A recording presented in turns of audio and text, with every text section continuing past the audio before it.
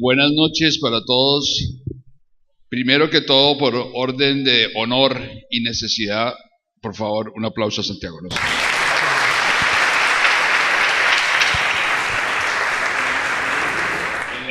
Digo que un aplauso a Santiago Loza, primero porque para el festival es muy importante, creo que por primera vez en el país, en Colombia, hablando de grandes festivales, y este creo que lo tiene, y Neiva se ha convertido tal vez en un punto de referencia obligatorio para nosotros los cinéfilos, poder ver la obra de Santiago Loza completa. Obviamente faltan los cortos, pero creo que podríamos decir perfectamente que en un 98% está la obra de Santiago Loza y está presente su director, de manera que eso para el festival y para mí, para nosotros, incluyéndolos ustedes, es muy importante.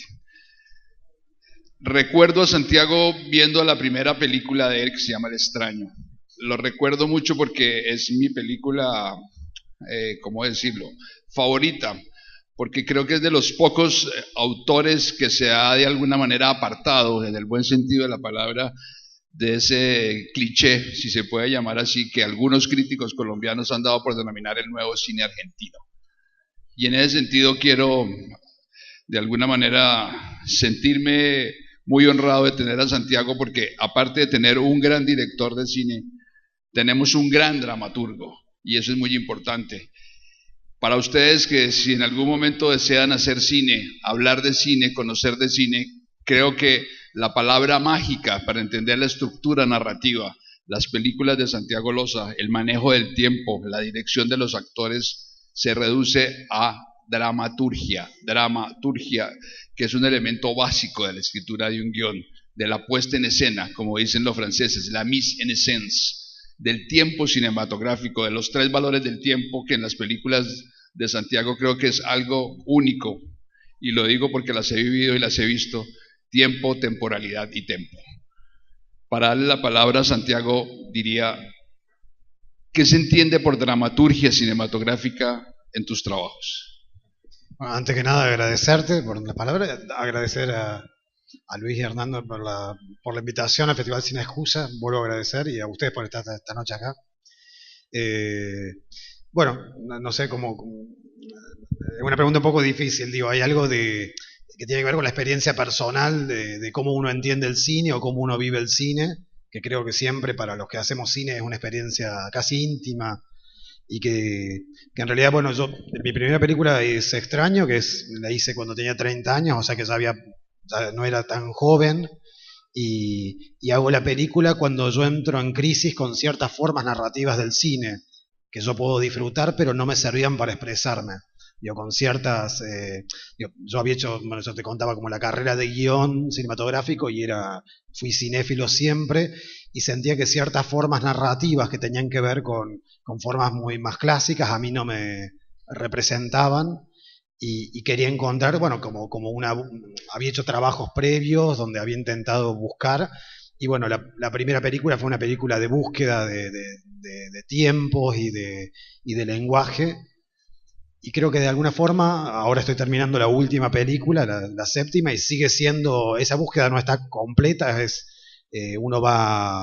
son interrogantes que uno se va dando, y uno filma, o creo que yo siento que cuando filmo con una sensación física de que es el tiempo en el que percibo lo que estoy filmando, digo, es el tiempo que me demanda lo que hay al frente. Supongo después, o cuando se muestran, que ese tiempo produce irritación a alguna gente, otra gente puede soportar eso, pero hay cierta zona de contemplación de personajes que están, que transitan ciertas emociones o estados, y desde la puesta, desde la cámara, acompañar al estado. Quizás son películas que no tienen un peso fuerte en lo narrativo, o sea, no se apoyan en la anécdota, lo que se cuenta es mínimo, es muy pequeño, sino en cómo se cuenta, en cómo se transita esa experiencia. Uno de los grandes problemas del cine colombiano, y de pronto lo vamos a ver en Chocó, que la están dando acá, y tal vez no tanto en La Sirga, es la libertad de expresión en la puesta en escena de los personajes. Desafortunadamente nosotros tenemos una educación más radial, Nuestra formación educativa fue a través de la radio, de Radio Sutatensa, de la radio con los chistes, Ever Castro, Montecristo, y la televisión de alguna manera nos ha castrado literalmente. ¿Cómo se logra llegar a ese espacio de tiempo donde los personajes actúen sin necesidad de hablar, que es un poco lo que tú logras con tus personajes? Son demasiado universos tan perfectos que uno los oye mentalmente a través de los ojos y no a través de los oídos, porque eso creo que es lo que ha causado el cine colombiano, que nos volvamos más auditivos que visuales, desafortunadamente. Sí, lo que a mí me pasa primero es que, bueno, en esa crisis que entro con ciertas estructuras narrativas más clásicas, yo también empiezo a descreer de lo que se llama psicología del personaje bueno, esto que se llama decir cómo se construye, cómo se nos enseñó que se construye un personaje mismo desde la dramaturgia, digo, donde un personaje tiene un pasado, un futuro y no sé, todo eso, cuando en realidad el aparato psíquico es mucho más complejo, los seres humanos somos mucho más complejos que un personaje es una pulsión que está en un presente y no hay mucho más, o sea, no va a tener un mañana, no va a tener un pasado, y por ahí a mí me preocupa más cómo nosotros nos vamos a levantar mañana y pensar, y los personajes van a tener esa existencia tan precaria que dura lo que dura la película. Entonces, sí me conmueve me conmueve un cine donde llega a donde las palabras no pueden llegar o llega a una zona donde sí, las palabras no pueden dar cuenta de eso. Digo, también yo tengo mi parte como de escritura de teatro donde trabajo la palabra. Entonces digo, bueno, el cine es esa zona donde la palabra no alcanza y aparece la imagen para expresar lo que no se puede expresar con palabras. O sea, la palabra es muda, hay que dejar que el espectador visualice lo que se está oyendo, no oír lo que aparentemente tendría que decir. Claro, no decir lo mismo o tratar de no decirlo, a ver cómo explicar. Me parece que siempre hay un terreno que ganó la televisión que tiene que ver con lo expositivo, con explicarnos todo y con exponer. Y para mí el cine debería ser un lugar donde la imagen diga más que la imagen misma, o sea que la imagen pueda sugerir algo sugerirnos un mundo que quizás no está solo en la imagen. Digo, entonces, para eso uno a veces trabaja con elementos, digo, lo que yo trato es de sustraer algunas informaciones a la trama, o sea, no sobreinformar, sino al contrario, sustraer información, informar mínimamente y que el espectador tenga que completar digo, entrar en una zona mucho más ambigua, que no quiere decir confusa, decir, bueno, donde yo tengo que completar lo que estoy viendo como espectador. Digo, aceptar eso que yo decía el otro día, como una zona velada de los personajes. Digo, los personajes tienen una zona a la que yo no voy a ingresar, no voy a exponer, y que el espectador tiene que aceptarla para poder seguir con el relato.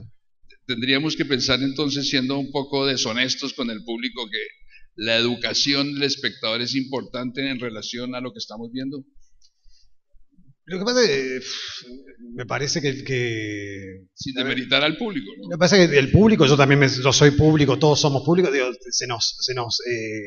uno convive diariamente con discursos cerrados y clausurados, digo, entonces es muy difícil cada vez que hay un discurso que está más roto, que está abierto, que no aceptarlo, porque queremos respuestas. Digo, y uno le pide respuestas a la ficción que la vida no las da.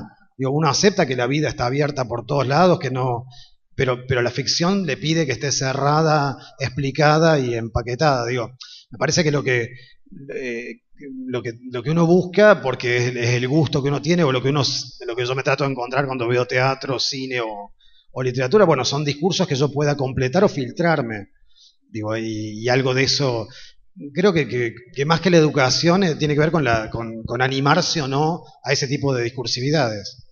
Pero en ese sentido, y lo quiero poner en base, en boca de todos, viendo tu película El Ártico y El Extraño, y si han podido ver las otras películas de Santiago, tú logras un equilibrio casi como el de un malabarista en un filo de montaña entre lo que puede ser lo documental y la ficción, y ese filo se llama improvisación. Es más, me atrevería a decir que la ficción en tus películas se convierte en una especie de zona negra en la cual no existe, sino existe en la imaginación de la capacidad educativa que tenga el espectador. Y allí es donde creo que tus películas llegan más que al interior llegan a un mundo que ni siquiera somos capaces de imaginar, o por lo menos eso percibo, y me encantaría que ustedes lo vieran también cuando vean las películas de Santiago. En esa medida, ¿hasta dónde la improvisación es capaz de romper la imaginación en las películas? Porque es dirigir un actorial en la libertad expresiva, lo que tú quieres, y que el espectador también la perciba desde tu dirección. Lo que pasa que yo creo que toda película tiene que ver con lo documental. Digo, si yo elijo actores es porque algo de esos actores me conmueven mucho. Digo, o sea, en los que vieron Los Labios había gente que nunca había actuado con actores más formados. Pero en todos los casos yo siento que toda película es un documental sobre alguien que a mí me conmovió. Digo, yo pienso la invención de la carne, esta es una película un poco maldita, van a ver una película maldita, digo, donde claramente está sostenida sobre dos personajes bastante enigmáticos, y a mí creo que yo pude hacer la película porque esos dos personajes, esas dos personas a mí me conmueven, me parecen que eran muy atractivas y estaban muy entregadas a lo que hacían, entregadas físicamente, anímicamente, existencialmente a esa experiencia. Entonces, digo, no, me parece que me perdí en algo. Pero más que una zona de improvisación, lo que hay es un trabajo de búsqueda de fracaso en las películas, digo, de buscar cierto grado de verdad dentro de un artificio total. La invención de la carne de todas las películas mías es la más artificial, la más rara. Y aún así uno trata de que en ese entramado totalmente artificial haya algo de verdad permanente.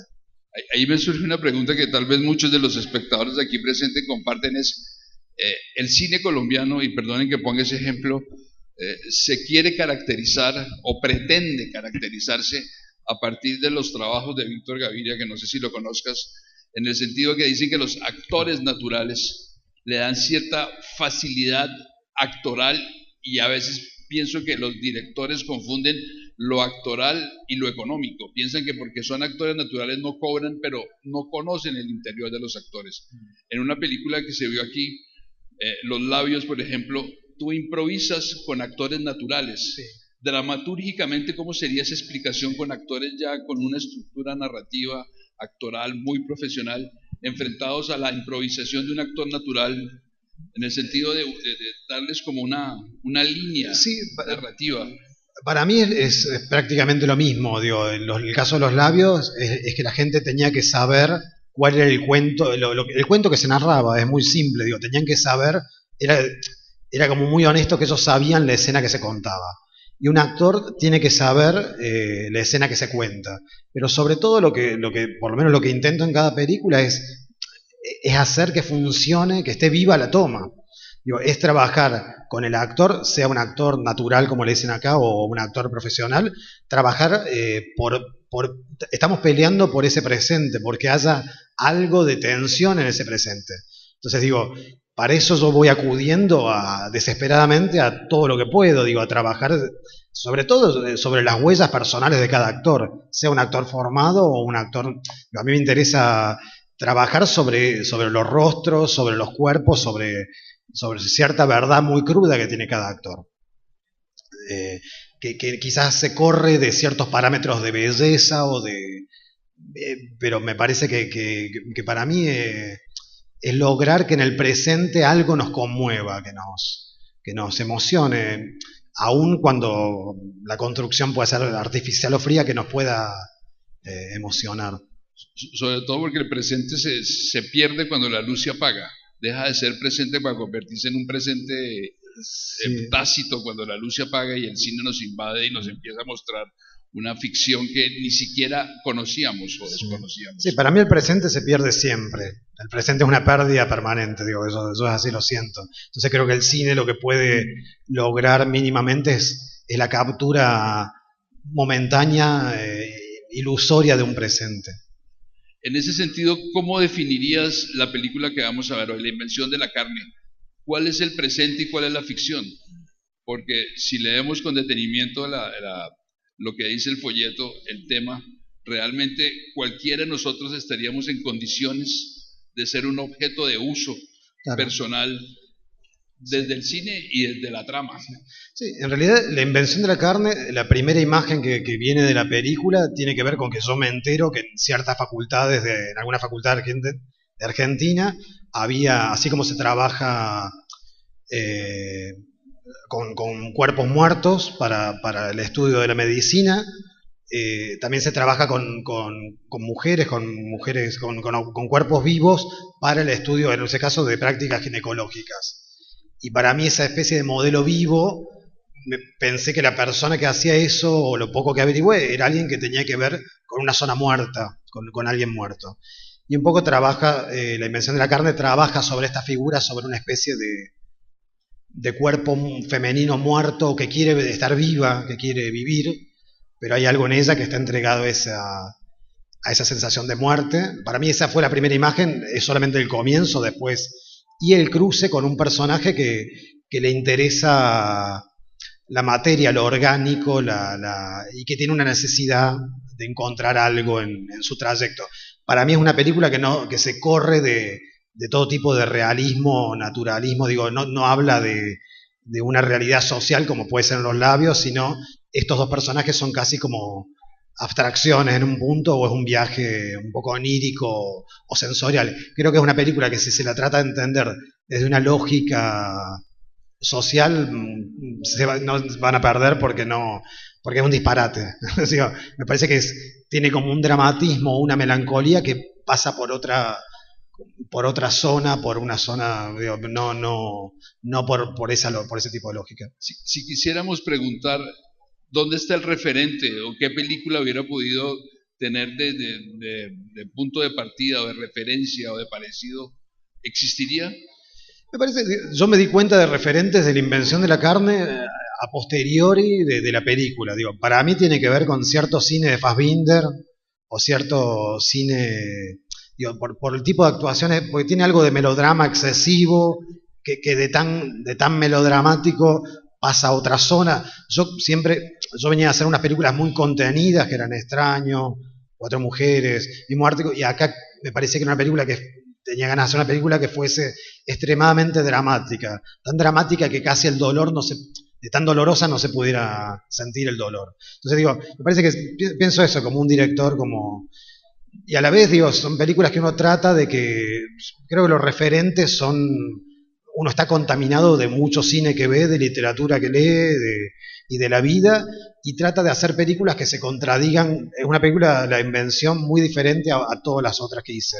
Entonces, uno trata de que se contradiga con el cine que ha hecho antes. Digo, que lo refute, que lo niegue, y que por lo menos es una experimentación y también un fracaso. Digo, la película uno intenta y también falla en ese intento. Los invitamos a que sientan el dolor del cine en la imaginación de Santiago Loza. Gracias. Muchas gracias.